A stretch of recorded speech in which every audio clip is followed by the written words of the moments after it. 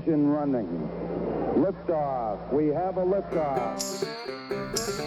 Ladies and gentlemen, boys and girls, children of all ages, the Minot State Professional Communications Department proudly brings to you the Striha Sports Podcast with your host, Parker Striha. Hello and welcome back to the Striha Sports Podcast. I'm your host, Parker Striha, and on today's episode, I'm going to be talking about my probably way too early 2023 or 2024, I guess, NFL award predictions. I'm by no means a professional, but I do love talking about sports, so thank you for joining me. So this is going to be a pretty quick and simple episode. I just have the big NFL awards that they give out every year. I have a player or a coach for every award. I'm just going to give a brief rundown of why I think they can and or will win this award. So we're going to start out with Coach of the Year. I do think it could be Shane Steichen out of the Indianapolis Colts. I don't know why I almost said New England Patriots. Now, my rationale behind this is I think similar to like Brian Daboll with the Giants this year, if the Colts exceed expectations enough to potentially make a playoff berth, because they could realistically win that division. I don't know how likely it is, but it's possible. But if the Colts are somehow able to exceed expectations, make the playoffs, and do something like that, and their offense and defense looks good, and they look like a better team than everyone expected, I could really see Shane Steichen getting pushed really heavy for this award, similar to Brian Daboll with the Giants. It's just a very similar situation to that, in my opinion. I don't think they're going to, unless some team goes like 16-1, 17-0, I don't think they're going to give it to, I don't think they should, I don't even know how I really feel about that. But I think, like I said, if the Colts exceed expectations, I don't expect the award to go to anyone other than Shane Steichen, unless something absolutely wild happens during the season. Comeback Player of the Year, I have Breece Hall, a running back for the New York Jets. Now, I believe he only played 4 or 5 games last year in his rookie season, and he looked phenomenal in those couple games before ultimately tearing his ACL, I believe it was.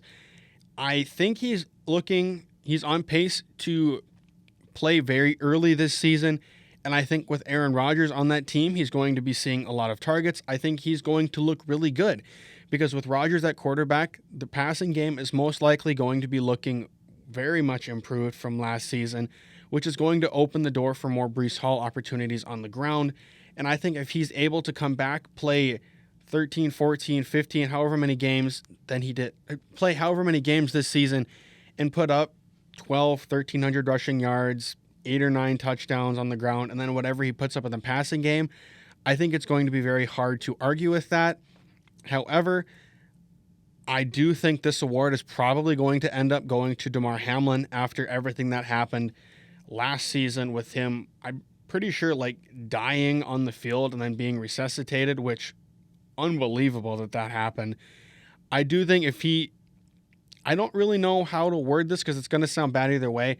I think if Damar Hamlin even plays a single snap or even plays a game this year, I think he'll probably get the award solely due to that. And I know that sounds bad. There's really no good way to put it. If anyone other than Damar Hamlin is going to win this award, I think it should be Breece Hall. I'll just put it like that, and I'll leave it at that. Offensive Rookie of the Year, I have Anthony Richardson, a quarterback from the Colts. Now, this is kind of similar to Shane Steichen being my Coach of the Year. I think if the Colts exceed expectations and Anthony Richardson is a large driving force behind that, I think he's going to be the odds-on favorite to win the Offensive Rookie of the Year. His running ability is insane. He's going to improve that offense dramatically, especially their running game if Jonathan Taylor can stay healthy. And I think if he looks good as a passer, has a positive touchdown to interception ratio, puts up between 3,000 and 4,000 yards, I think it could be his award to lose. However, I won't be shocked if it's a guy like Bryce Young, who is in a better situation and is most likely going to be protecting the ball a lot more than Richardson will be.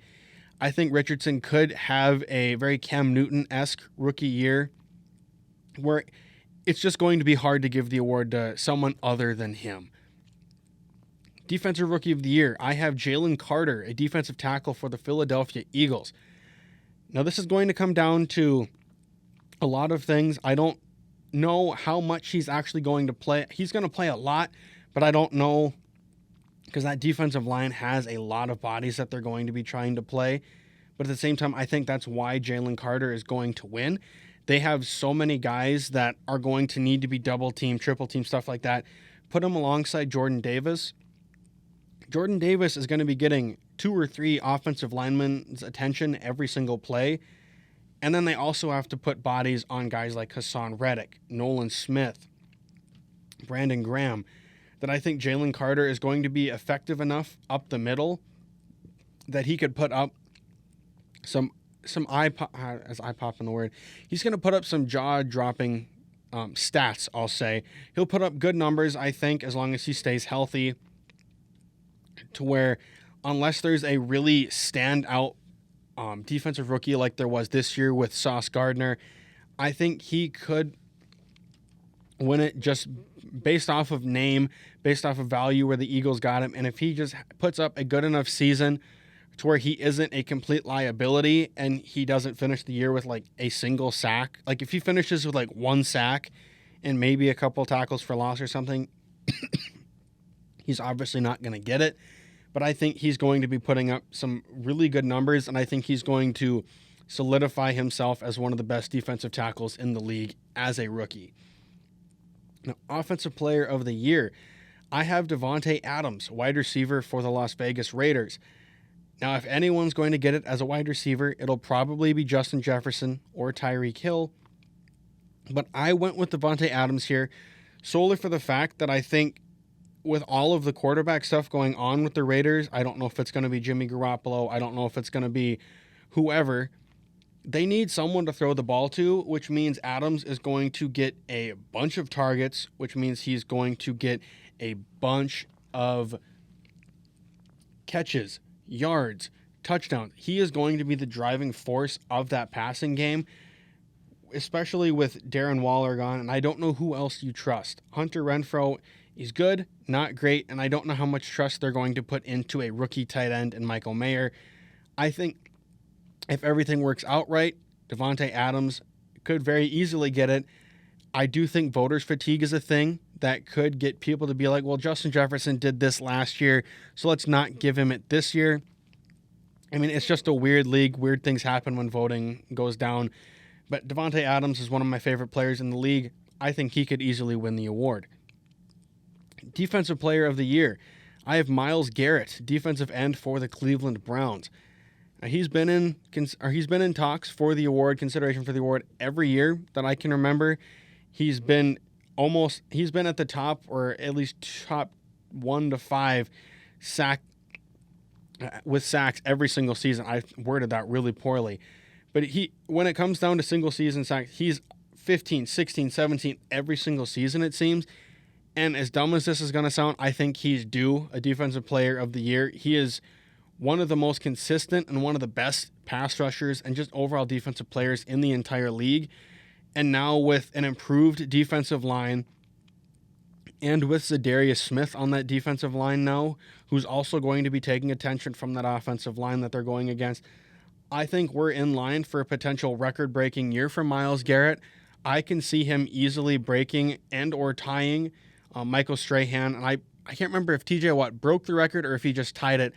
I can see Myles Garrett finishing this year with more sacks than the single-season sack record. I'll put it like that. And I think he's going to be undeniable this season. And lastly, my MVP is Joe Burrow, quarterback for the Cincinnati Bengals. Similar to Offensive Player of the Year, I do think voters fatigue is a thing. And I think everyone knows Patrick Mahomes is great, and I truly think people are going to get sick of giving him the MVP award, even if he deserves it. Because let's just be honest, he is the most valuable player in the entire league. He's the best quarterback in the league. I don't think it's very hard to say, but I think Joe Burrow is a close second or third or fourth, however you want to put it. And I think that Bengals team is going to be really good this year. And I think all it's going to take is a Mahomes slip up and Burrow to just keep being consistent. He's going to put up numbers with Jamar Chase, with T. Higgins, with Tyler Boyd, Joe Mixon, Like, that offense is going to be good, and I think that team is going to be really, really good this year. And I think if the Chiefs have a worse record than the Bengals, and if the stats are similar, I can see Joe Burrow edging out Patrick Mahomes for this award. And like Devontae Adams, Burrow was one of my favorite players in the league. I think he's going to end up winning an MVP award soon. If he doesn't, it's going to be very sad. But I think he has very high potential to win the award this year, barring anything out of this world from Patrick Mahomes, which, I mean, wouldn't shock me if he did something crazy. But that is all I have for you guys today. Don't forget to like and subscribe and hit that notification bell so you never miss an episode. Thank you for tuning in, and I will catch you all next time. Peace.